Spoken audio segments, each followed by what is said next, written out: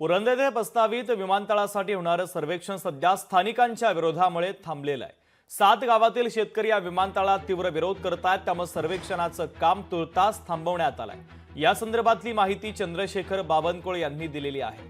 त्या दिवशी देखील सर्वेक्षणाच्या दरम्यान मोठा राडा झाल्याचं या ठिकाणी पाहायला मिळालं आणि त्यानंतर या सर्वेक्षणाचं काम तात्पुरतं स्थगित करण्यात आलेलं आहे।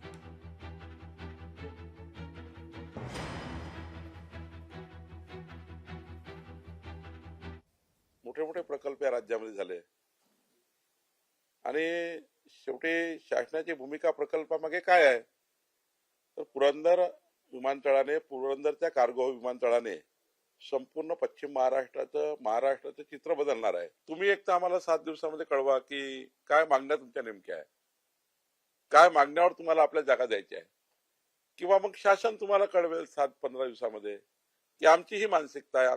पुढच्या 15 दिवसामध्ये आम्ही या ठिकाणी पुन्हा एकदा चर्चा करू आणि तोपर्यंत शेतकऱ्यांना माझी विनंती भेटलेली आहे, तुम्ही सुद्धा आम्हाला काही कळवा, आम्ही तुम्हाला कळवू। यातनं जे काही चांगलं करता येईल म्हणजे शेतकऱ्याच्या चेहऱ्यावर हसू राहील या पद्धतीचा मार्ग शासन काढण्याचा प्रयत्न करेल। पुरंदरचा एअरपोर्ट हा झालाच पाहिजे, याच्यात कुणाचाच विरोध नाही, पुरंदर वासियांचाही विरोध नाही। त्यांचं एवढंच म्हणणं आहे की लँड ॲक्विजिशन करताना लोकेशन आणि लोकांची चर्चा करावा, कुठलाही दबाव तंत्र वापरू नये।